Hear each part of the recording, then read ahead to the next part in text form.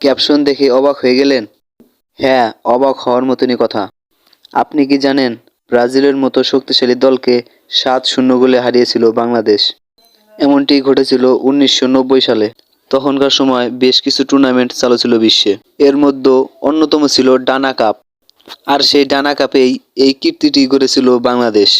১৯৯০ সালে ডেনমার্কে অনুষ্ঠিত হয়েছিল ডানা কাপ, যে টুর্নামেন্টে ফাইনাল খেলেছিল বাংলাদেশ এবং বাংলাদেশের প্রতিপক্ষ ছিল ব্রাজিলের মতো শক্তিশালী দল।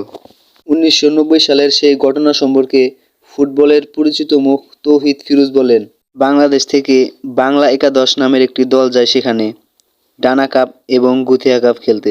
ডানা কাপ এখনও হয়, সেটি হয় ডেনমার্কে, আর গুথিয়া কাপ হয় সুইডেনে। এই দুটি টুর্নামেন্টকে যুব ফুটবলারদের মিলনমেলা হিসেবে ধরা হয়। সেখানে ফাইনালে গিয়েছিল বাংলা একাদশ এবং ব্রাজিল। সেলেসাওদের সেই বিখ্যাত হলুদ জার্সিতেই মাঠে নেমেছিল ব্রাজিলের অনূর্ধ্ব-14 দলের ফুটবলাররা। তিনি আরও বলেন, তার স্পষ্ট মনে আছে, এ নিয়ে সে সময় দেশে তোলপাড় হয়ে গিয়েছিল যে বাংলাদেশ ৭-০ গোলে ব্রাজিলকে হারিয়েছে এবং ফাইনালে যাওয়ার পথে বিশ্বের অন্যান্য পরাশক্তিগুলোকেও ৫-৬টা করে গোল দিয়েছিল।